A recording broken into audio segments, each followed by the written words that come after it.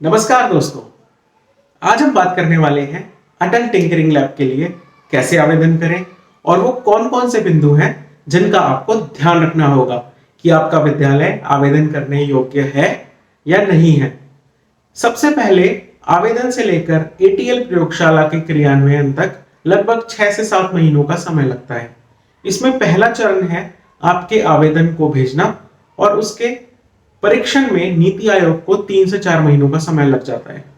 ये आवेदन जो है उसमें 4 चरण है, जिसमें विद्यालय का पता, उसके प्राध्यापक का विवरण, विद्यालय का के बारे में सामान्य जानकारी जैसे विद्यालय की योग्यता, जैसे विद्यालय का के पिछले सत्रों में जो प्रदर्शन है वो, और अगर विद्यालय ने किसी एटीएल के द्वारा आयोजित प्रतिस्पर्धाओं में भाग लिया है।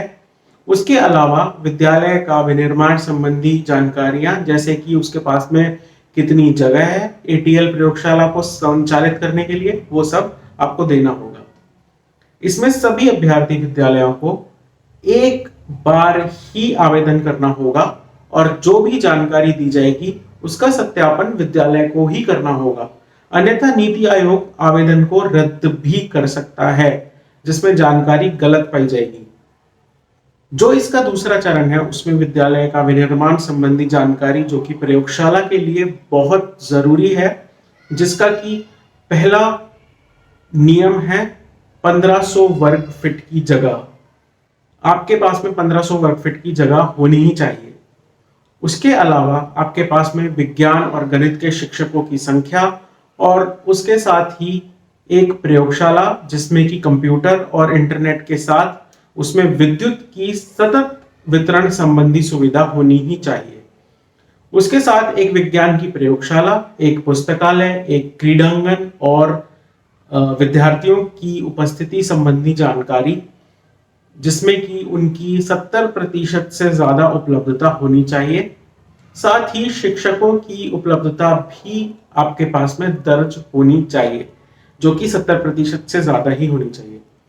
जो इसका तीसरा चरण है उसमें विद्यालय की प्रतिबद्धता की जांच होगी कि वो एटीएल के निर्माण के लिए कितने तत्पर और तैयार हैं। बहुत सारे बिंदु सम्मिलित हैं इसमें, जिसमें कि विद्यालय के विद्यार्थियों द्वारा विज्ञान और प्रौद्योगिकी संबंधित प्रतिस्पर्धाओं में कितना योगदान है। वो न केवल विज्ञान बल्कि कला और क्रियात्मक उत्सव होते हैं उसमें कितनी बार सम्मिलित होते हैं और साथ ही अपने विद्यालय में कितनी बार ऐसी प्रतियोगिताओं का आयोजन करते हैं। ये सब आपको अपने विवरण में डालना होगा। इसका जो तीसरा चरण है उसमें आपको इसका उद्देश्य ये है कि ये पता करना होता है एटीएल को कि आपका विद्यालय एक लोकल इनोवेशन हब बन सकता है या नहीं बन सकता, और कुछ नया बनाने का कितना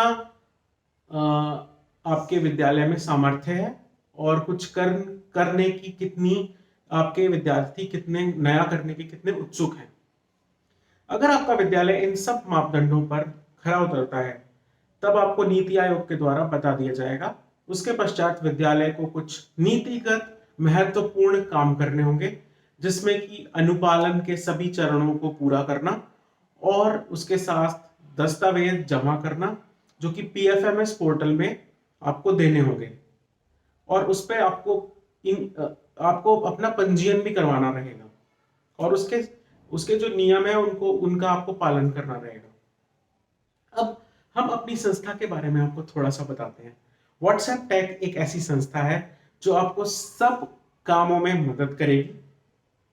हमारे पास आपकी मदद करने की प्रतिबद्धता और आपके विद्यालय को सुनियोजित तरीके से एटीएल के लिए कैसे तैयार करना है उसकी सारी जानकारी हमारे पास अवेलेबल है, और आपके विद्यालय को कैसे समयबद्ध तरीके से आगे बढ़ाना है और उसकी सारी जानकारी हमारे पास है, और उसका एक पूरा आपको विवरण हम लोग बताएंगे।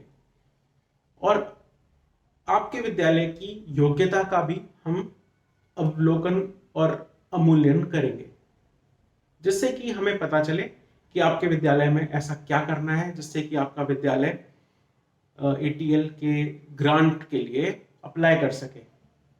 आप हमें ईमेल या फ़ोन करके भी हमसे जुड़ सकते हैं और ज़्यादा जानकारी हमसे प्राप्त कर सकते हैं। धन्यवाद। मुझे पूरा विश्वास है आपको मेरे द्वारा दी गई जानकारी समझ में आई होगी। अगर आप और भी कुछ जानना चाहते हैं तो आप हमसे संपर्क कर सकते हैं। धन्यवाद।